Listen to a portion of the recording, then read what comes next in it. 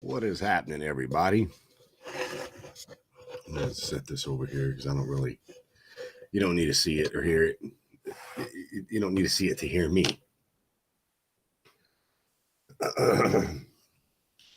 So I'm going to give this just a little bit before I get into my show tonight. But let's go on and start off with our sponsors of the show. First up here tonight is Hell Speed Shop, hellspeedshop.com. By far the coolest flannels in the country, period, point blank, the end. I don't care. Hellspeedshop.com has the best flannels all the way around. Go to hellspeedshop.com, order you up some. They've got hats, they've got t-shirts, they've got all banners, they got all kinds of cool stuff over there. I proudly wear their stuff. Their stuff is amazing. Go check them out at hellspeedshop.com. Next up, what's up, Robert Davis? Uncle Bruno. Next up is our good friends over at Jade Affiliated.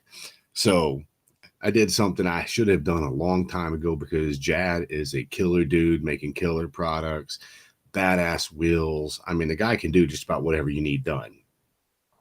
But you got to go check out his website at jadeaf.com.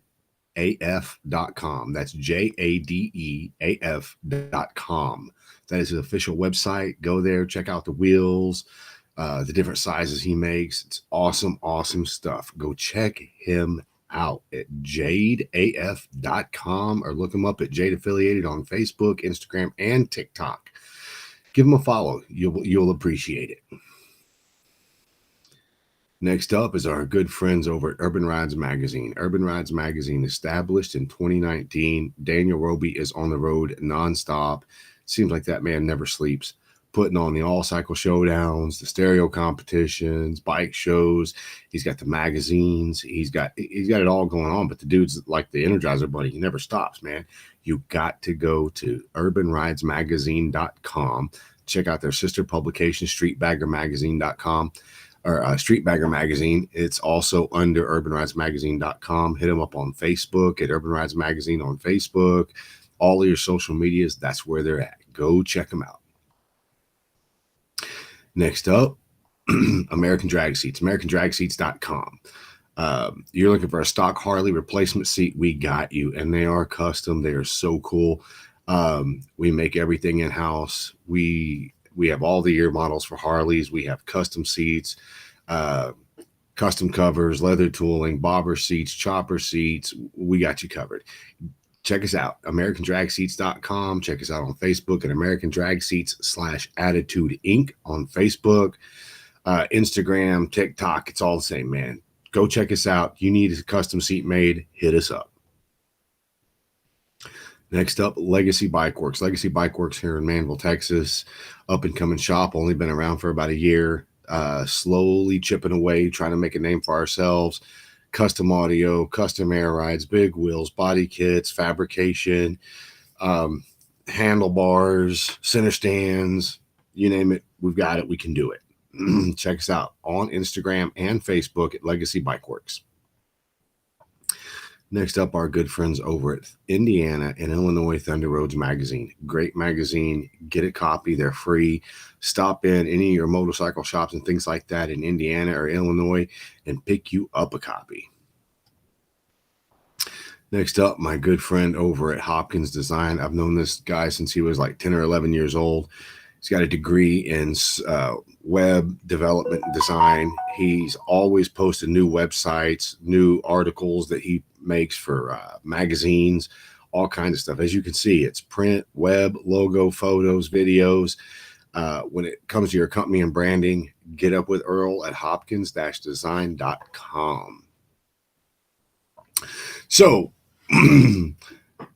man, tonight's going to be a cool show because I'm actually talking about something that's really close to my heart, something I really, really, really dig, and that is metal fabrication. There's there's somebody I'd like to bring on tonight, but I'm not going to do it right this second. I'm going to give them a little bit of time, get some people watching the show, get some viewers up and going. If you're watching the show, take 2 seconds, leave a comment where you're actually watching from.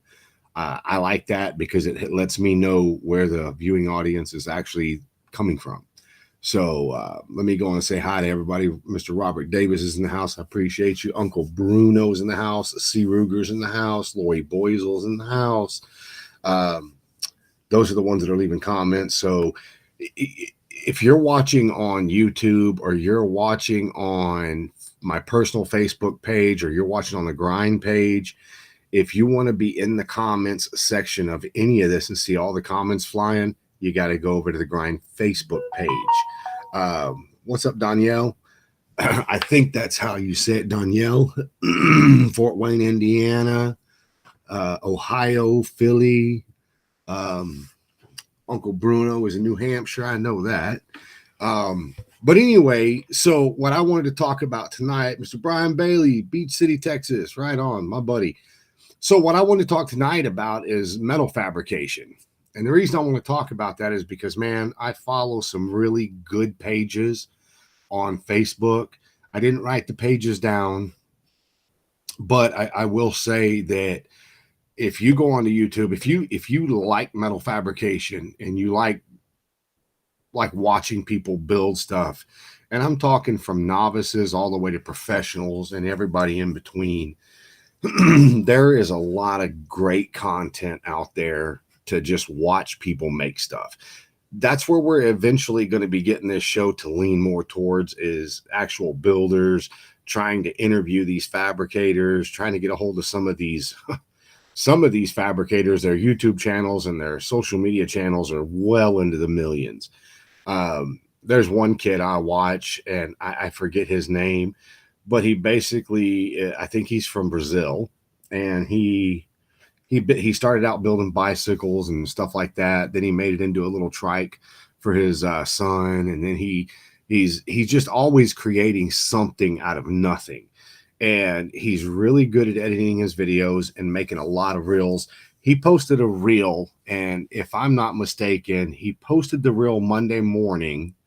Well, when I saw it, it was Monday morning, probably 10 a.m. I was drinking my coffee.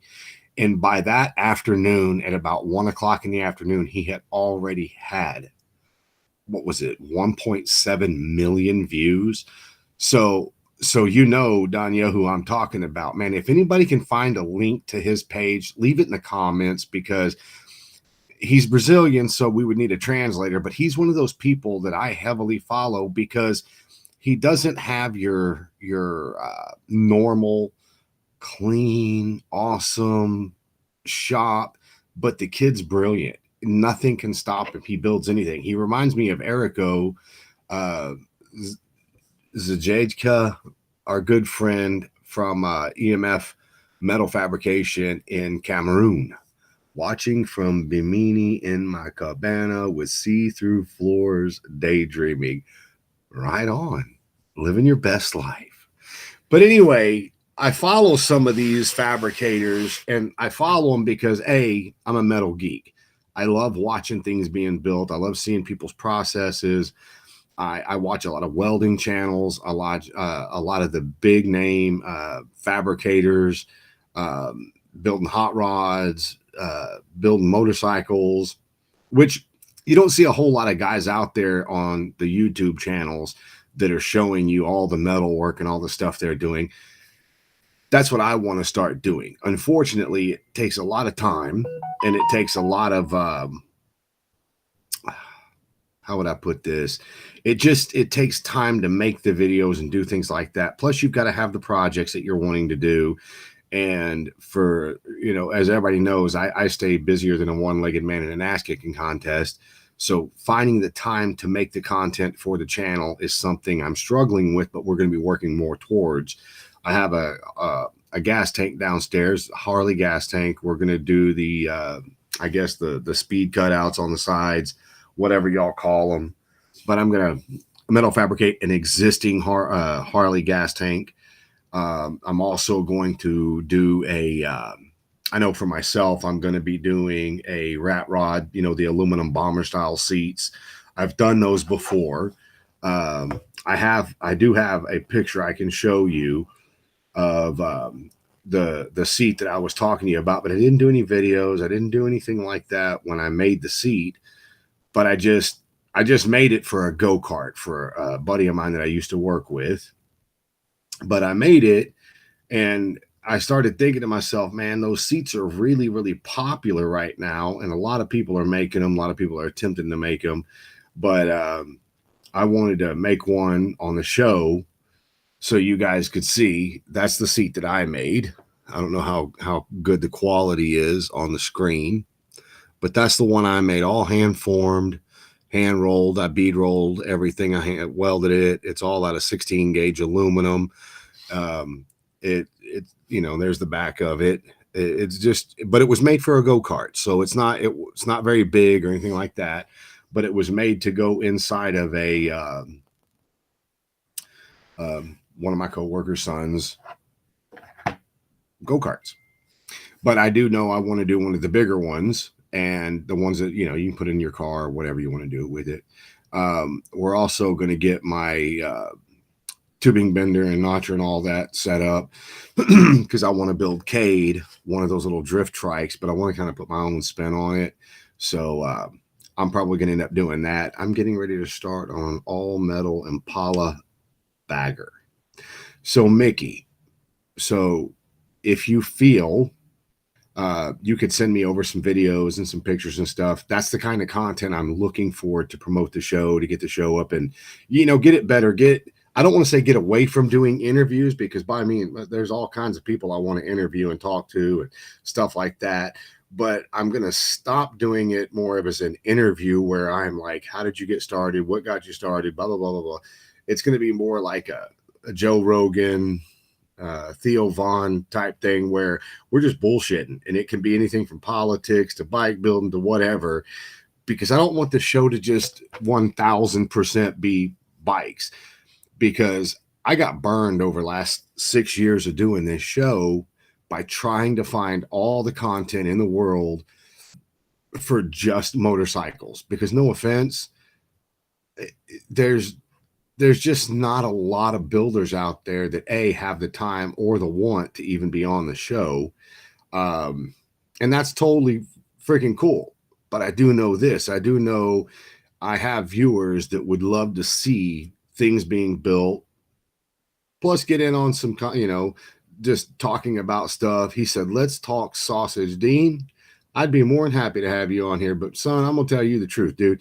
I have texted you and called you about 4 or 5 times and you don't ever respond. I don't understand. You don't call me back. Call me back. Don't call me right now because, the show's going on. But I would love to talk to you about, how you and I know each other, how you got into the, having your own, what is that? 7J Sausage, I think is the name of your company. But it is what it is. I'll share as we go. We've had all the engraving done, just been putting it off, but I feel it's time for something a little different. I drafted it 6 years ago. And it doesn't matter when you drafted it. It could be something you pulled out of your ass that you did 10 years ago and you just finally got back around to the project. The whole thing is that it gives content and it gives people something to actually watch and get invested in.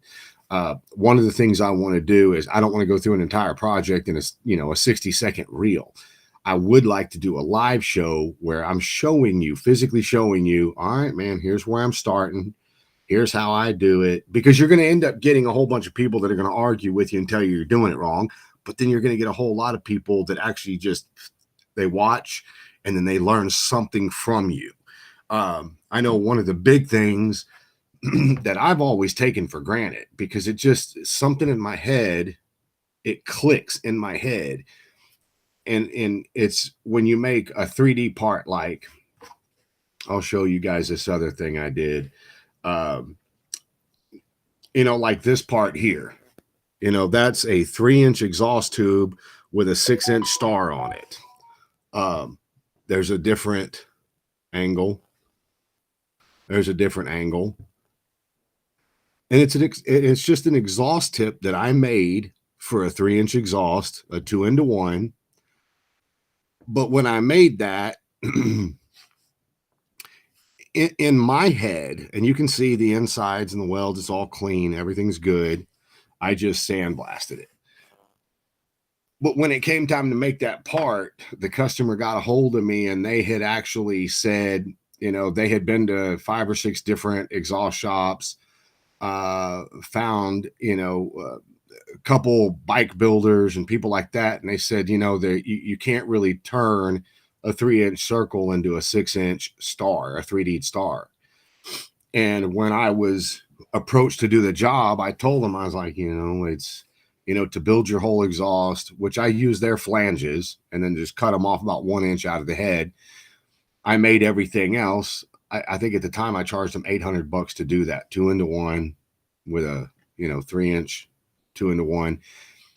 And when I made that part, it's not like it was something that was foreign to me, even though I'd never made it before. When I made it, it just clicked inside my head. Like I could see the finished product. I just had to figure out how to get to that point, laying different steps out and things like that. And I could tell you the whole torrid story about how I made it. But the fact is that I made it and I've never seen anyone else do it. And I know damn good and well there are some badass metal fabricators out there that are way better than I am. But my point to you is that when you watch people do stuff like this, you might be giving away a trade secret, which I don't think there's such a thing as a trade secret.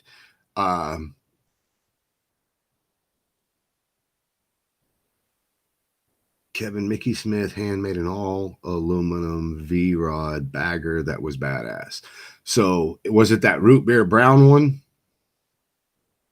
Because I've seen a V-Rod bagger. I haven't seen Mickey's. But anyway, so my whole point is that when you get into doing stuff like this, you're gonna have love and hate. It's the funniest thing, love, hate. People are gonna love it, other people are gonna hate it. And then you're gonna get people that are just like, dude, you suck, you can't do that, that's not right, that's not the way.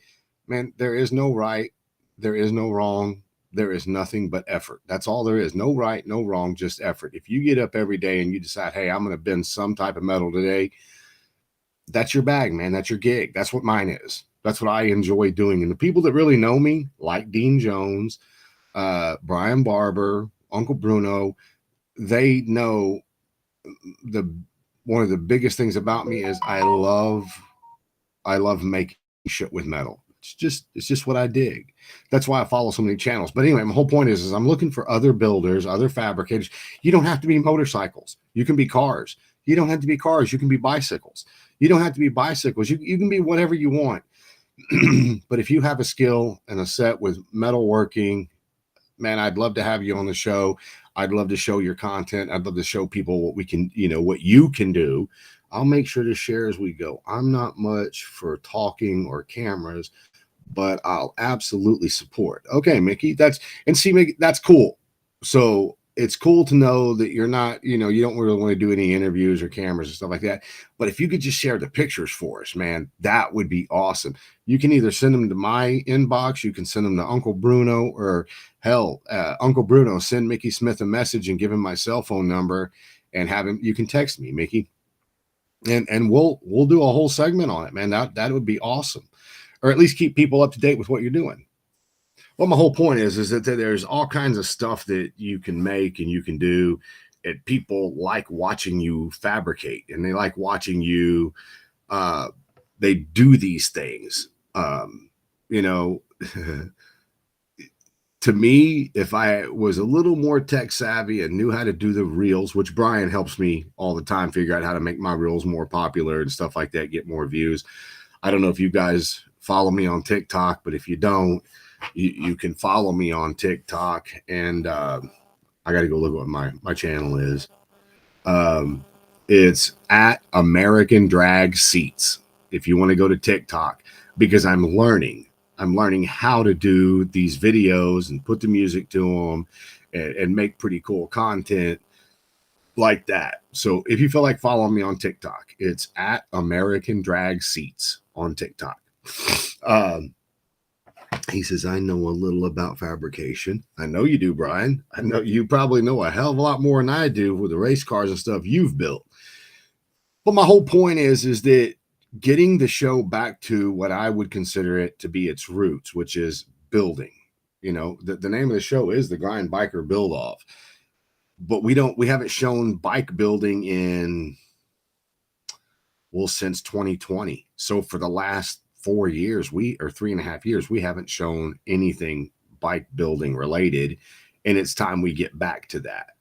I am working towards getting the one-on-one, as you youngins like to call it, the 1v1s, and doing the bike shows. That microphone looks radioactive. It is, and I'm so afraid. Okay, watch this. Check it out. Ready? Oh, look at that. Look at that. Look at that.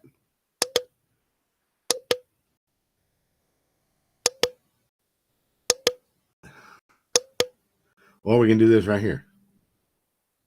We can do this right here. Just let it go and let it do whatever it needs to do. But that's going to distract everybody, because if y'all are like me, man, I can't, stuff like that doesn't work out for me. Now the goddamn thing. There we go. But anyway, my whole point is that I like to see things being built. If you go to the TikTok channel, that's where I'm getting a little better at making the little reels and the videos and stuff like that. And I always share them to Facebook, and I share them to the Instagram page, all of which everything is at American Drag Seats on all the formats.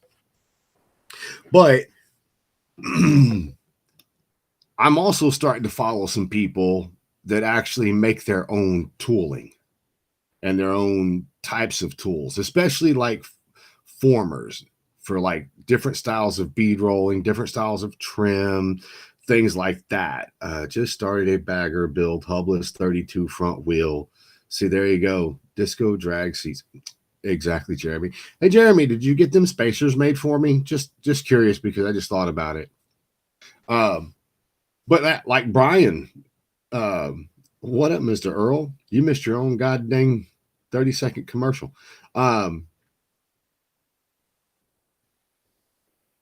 Like Brian Stalk Up right there, you know, they built some cool bikes, man. They built some cool stuff. From what I've seen, man, built some really cool stuff. I know Porky from Porky's Choppers. I would love to interview him. He's actually said he would do an interview before, but he also strays away from it a little bit because he doesn't like being in the mainstream very much. But the dude is an insane bike builder. I mean, just insane. The dude's fucking great. But moving forward with this, what I was going to start talking to you guys about, when you build frames, I've seen it done so many ways, and I'm about this close to actually start building a frame. About this close.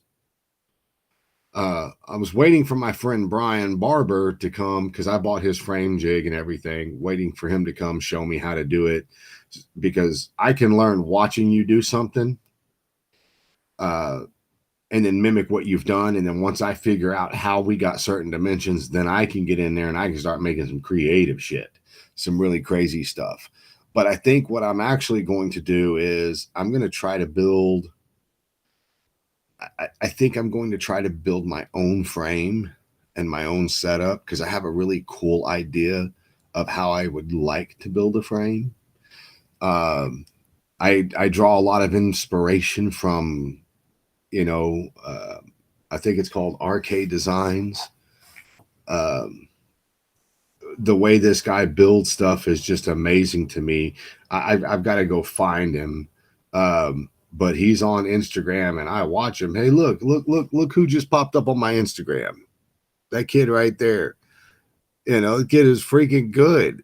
The kid is good. You guys got to go follow this guy. I'm going to leave him up there for just a second, because this is one of his videos that he puts out, but he's making his own 300 millimeter rim. I don't know how in the hell he's going to get that tire to seal on it, but I'll tell you this. How many views does it have? Or does it even say? It doesn't say yet. Oh, wait. Yeah, there you go. 11,268 likes.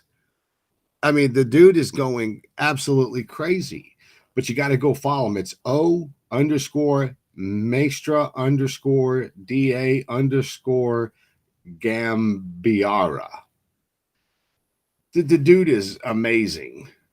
just straight across the board. He's amazing. But it's that type of stuff that I want to do and I want to put out there. Because he's not afraid of shit. He's not afraid to do anything. New lathe is on the way. We can chat tomorrow. Man, you had to get a new lathe? Wow. I appreciate that. But anyway, so I'm thinking about building my own frame. I've already got the wheels. I've never built a frame before in my life.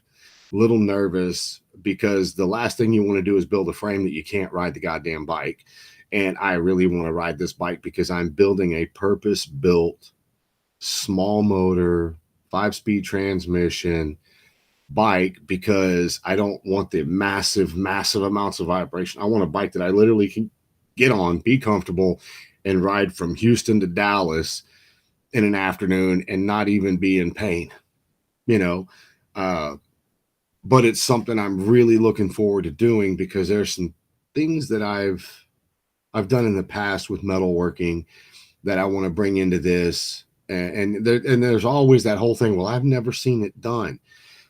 Let me tell you what, just because you've never seen it done before doesn't mean it hasn't been done 1,000 times over. And there's nothing I'm building that does not or has not ever been done. I can almost guarantee you everything I'm about to do when I build this bike has been done and has been done 1,000 times over, but it's never been done by me.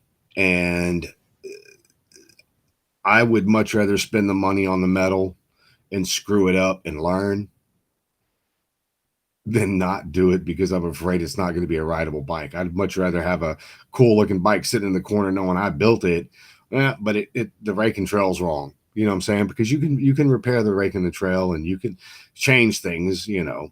You can do that. Matt Hodge was my favorite to do the fabrication. I like his out of the box thinking. So that's another human being that's on a different level. Matt Hodge, Aaron Green, man, there's a bunch of people. What is the Canadian guy's name? He is crazy. He's gotten into building a lot of dirt bike styled Harleys. God dang, what's his name?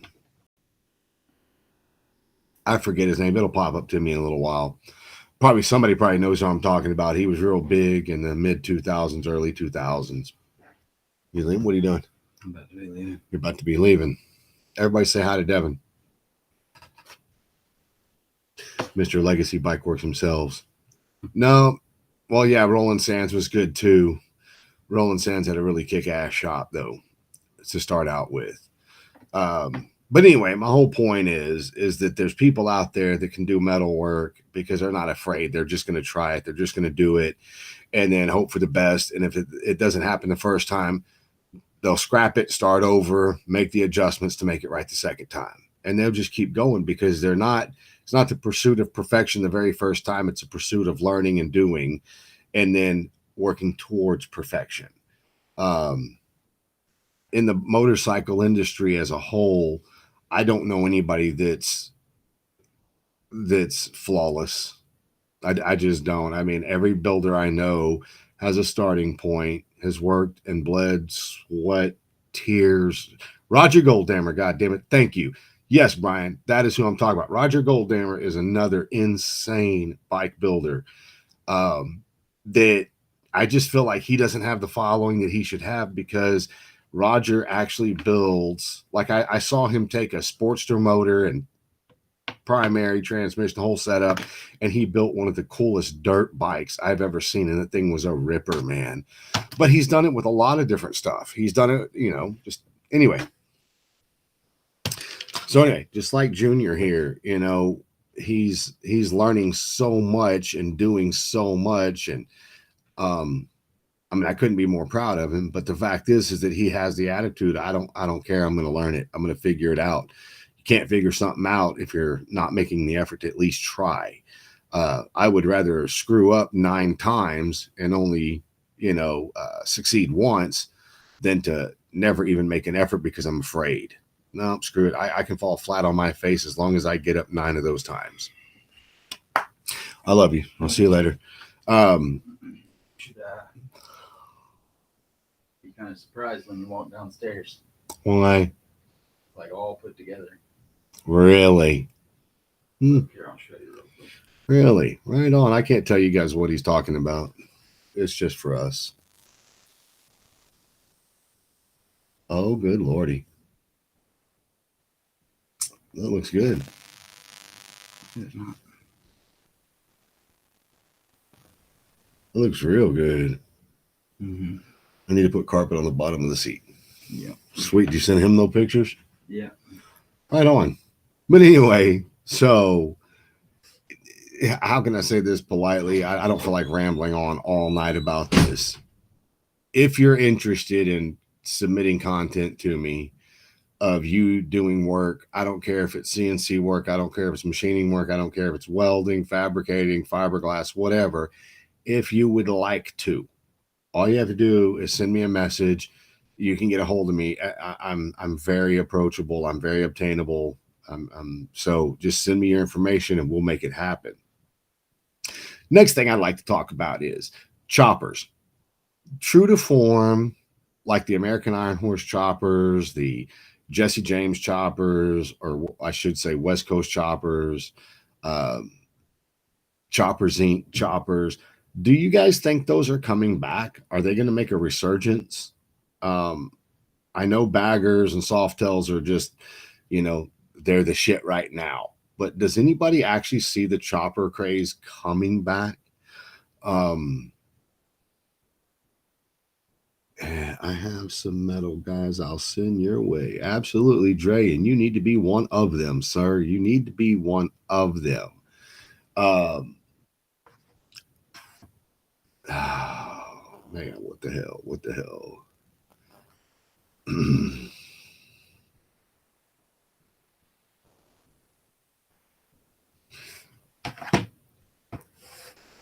Get to the chopper. That's funny. So anyway, my whole point is that I don't I don't know if they're making a resurgence or not. I know every time I go to a rally, I see a couple more every time that I go to the different rallies and stuff, which leads me to believe that they may be slowly trickling back in. That and the people that I've dealt with over the last 9 years, almost every single person that's got a custom bagger has said, "Man, I really want a chopper, dude. I really want a chopper." Um, so I don't know if they're coming back or not. I think it would be really cool if they came back because choppers were really, really unique. I mean, they were. Don't get me wrong. There was a lot of cookie cutters out there. Also, once the craze really took full swing in 2001, 2002, you had a lot of basically the same stuff you have going on in the bagger world. Everybody opened a shop thinking that they could be the next Jesse James or the next, Indian Larry or, whatever. Uh, but, those guys found out just like a lot of the bagger shops nowadays are finding out. When you cornhole yourself into one corner, man, when the craze finally dips, you're going to regret doing that. I will say this, the whole chopper craze, I feel like from about 1997 to 2007, 8, that whole time frame only lasted 11 years and then it was gone. It was over with. And then in 2010, 2011, baggers started creeping in. So, I mean, the bagger craze has already lasted longer than the chopper craze did. Now, don't get me wrong. When I say chopper, I mean what I consider, what did they call them? Rubs, the rich urban bikers. Um, that whole chopper craze came and went, within about an 11-year period. Um, but the baggers have stuck around now for at least 14 years. 13, 14 years, and they've just gotten bigger and better and bigger and better and crazier. So we are working on chopper parts every day. In my opinion, they never went away. Well, I don't think they ever went away either. But what I'm saying is that if you go to any rally across the country, you will notice that there's very few choppers out there. You're just not seeing them very often. There are still choppers out there. Yes, I get it. The old school, but I'm talking your 2000 to 2007 era of choppers. They just came and went. They just they were gone. I still love choppers. I've got one myself that I built. Um, I think they're kick ass. I love the way they look, and I think there's a lot left in that chopper gas tank for them to make a resurgence and actually come back to the mainstream again. Um, Paul Kerr, the circle of trends. Yeah, I would say that the circle of trends, but I don't really think there is actually a circle of trends. I think, when all of this customizing started in the late 30s, early 40s, those were what they actually considered the choppers, and they stuck. They stayed. That's just what people did, and, when you got into the 60s, that's when they really went like really crazy, is in the 60s and the 70s. But then by the time you hit the 80s, they were more of a pro street look, low and a little bit longer, or sometimes a little bit shorter, more of a drag bike look by today's definition. And then in the 90s, I don't really, I mean, and my dad, I grew up, my dads, both my stepdad and my biological dad, both of them were into motorcycles my entire life. Um, my stepdad didn't build them, but he rode them. And my biological dad, they were, they would tinker with them. So they worked on them, built the motors, cut up the frames and shit like that. But they just did it for fun on the weekends. They never had a shop. They never did it. They were never in magazines or nothing like that. They just rode them to be cool. So by the time you get to 97, 98, Jesse James is bringing a whole different style of what you would consider choppers to be. And then in 2000, he brought it mainstream with the help of the Discovery Channel. 2003, here come the Tuttles. Tuttles get on TV, and then they just blow it up. Now, I don't give the Tuttles all the credit in the world, but I give Jesse James all the credit for bringing this to the forefront, to the masses, and making it what it is. And then the Tuttles carried it on and blew it up to what it was. And that's how everything happened. And then you got, Billy Lane, dude, there's so many, what I consider to be the professional superstar chopper builders that kept it alive and kept it going. And a lot of those guys are still, to one degree or another, still building bikes. They're just not building them to that level. Yes, you can never forget Indian Larry. Indian Larry was a staple of the motorcycle community, point blank, the end. May he rest in peace. I'd still love to build a chopper. So you hear everybody talking about it. I'd still love to build a chopper. I'd still love to build this. I'd still love to build that. I'd love to do that. It would be badass. It would be very badass if it did make a resurgence of some sort, and you started actually seeing custom choppers again. Me personally, I'm restoring a Martin Brothers right now with a 300 rear wheel. I'm actually building a single-sided swing arm 360 rear wheel, 30-inch front wheel, all air chopper right now. That's what I'm working on. Mondo, Sugar Bear, our chopper godfathers. Amen, they are. Abso-freaking-lutely.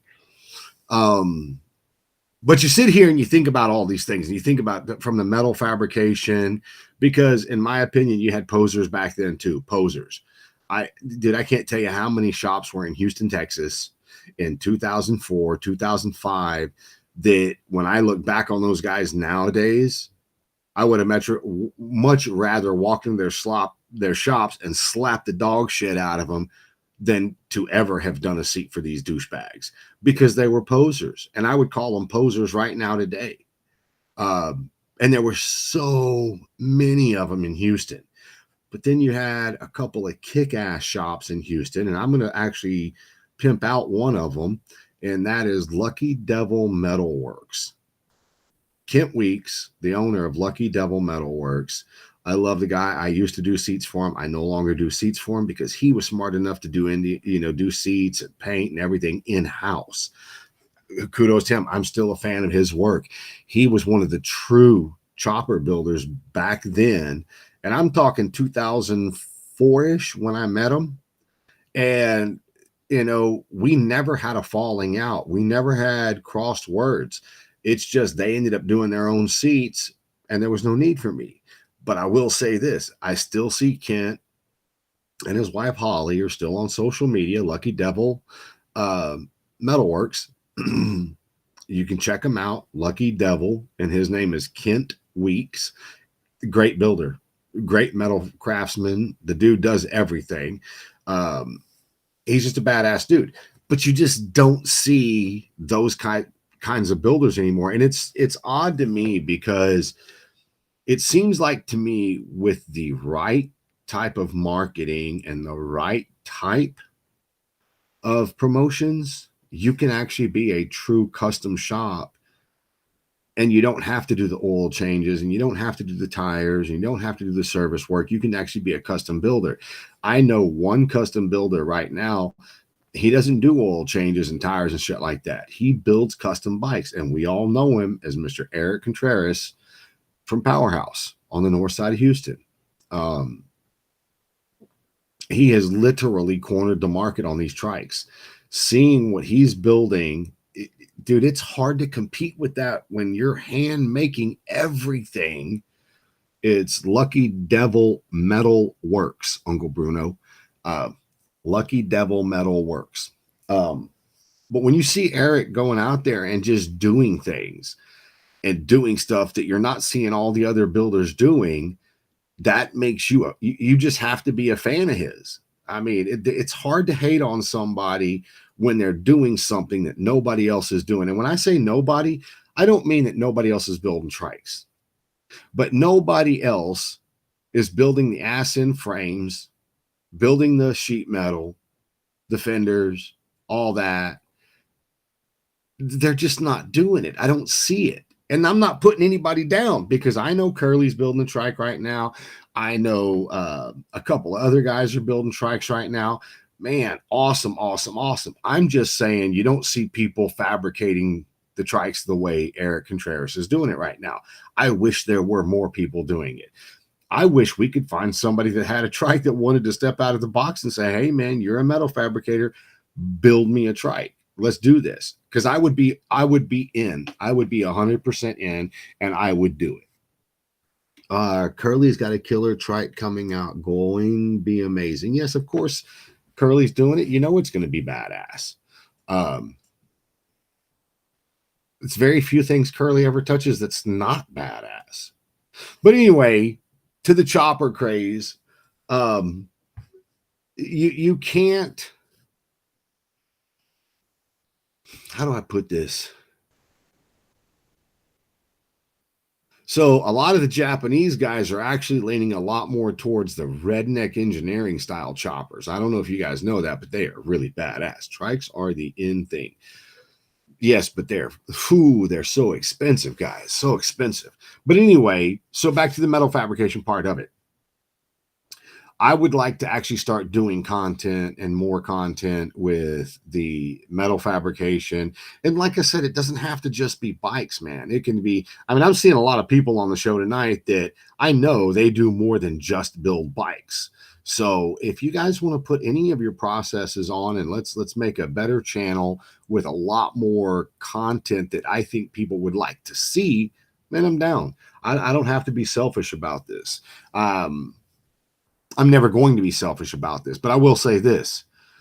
Just like the very first biker build off we did, Suicide Customs from Japan is killing it. Amen, Jeremy. Amen. So, well, hell, Jeremy Valentine is one of the shops I'm talking about that does metal fabrication. It builds his stuff. What Jeremy does is badass. He knows the motors, the frames, fenders, tanks, all that. But anyway, all I'm really saying is that I started the biker build off and I didn't go out looking for somebody else to do it. I did it. I was the first Joe going against the first pro, which was Dave Mazingo. And we all know how that turned out. And you know, you've seen me riding the bike for the last literally 6 years.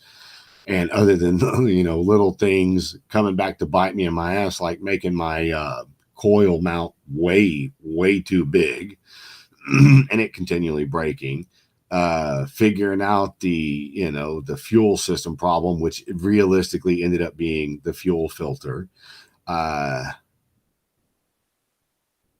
Gary said I could teach you guys how to grind welds. Absolutely, that'd be badass. There's just things you learn as you go, and you know, different things you want to try. And let me tell you this, man, one of the things with me, and there's a lot of people, some people on here have known me way before this show ever started, way before I got into motorcycles. I've literally been making things pretty much my entire life, which I think most of us have. We all started probably in a sand lot with Matchbox and Hot Wheels cars. That's where we started. Then, you know, getting our mom's fingernail polish and repainting them damn things to be what we wanted them to be. We were all kids, and we're all still kids at heart, and we need to get back to the things that made us happy and quit being so afraid of what everybody else is going to say when we try something. You never know. When you see guys like that Brazilian dude making stuff, you're thinking, man, what the hell is he doing? Why can't he just buy a wheel like everybody else? Because he doesn't want to be like everybody else. He wants to do shit his way, the way he wants to, how he wants to, on his own terms. And if it wins, loses, or fails, it's his. He owns it. Us bikers are getting old and the legs getting weaker. Yes. Yeah. So, but anyway, I also want to tell you guys, I am successfully pursuing and working towards getting the National Biker Build-Off going again, and possibly doing a biker build-off for Galveston this year. We are pursuing a couple of builders. It will be in Galveston. If we can get the builders and get everything together, we need 2 builders. Want to build a bike on the show, you got 90 days to build your bike from beginning to end. You can start with a pre-built bike and tear it apart, or you can build one from scratch like Brian Barber did with Quit Your Bitchin'. You know, he built the frame, he did everything from scratch in 90 days, which, if I'm not mistaken, he didn't even use the first 6 weeks. He only used the second 6 weeks, and then he was done, you know, and that bike is a badass looking bike. So I'm going to ask this very politely. If you're watching the show on whatever format you're watching it, please go over to the YouTube channel, which is the Grind Biker Build Off on YouTube. Just push the subscribe button. You can push the little bell to get the notifications. You can leave comments, whatever you want. But if you would please just go to the YouTube channel and at least subscribe to it and get the notifications. That way, if I'm live, you're going to get a notification from YouTube that says, hey, he's live, and then you can watch us on any of the platforms we go through. I honestly think there are less younger guys wanting to ride nowadays, unless it's a Dyna. There's a big insurgence of Dynas, younger generations riding Dynas. I don't get it, but, you know, Dynas are cool bikes. But anyway, you guys go have a kick-ass Wednesday night. Check us out next Wednesday and keep following. If you're interested in giving some content or being a part of the show, all you got to do is send me a message on any of the platforms. I will respond to you. I'll send you my cell phone number. We will discuss it. I would love to have more people on the team and have more people out there I can promote.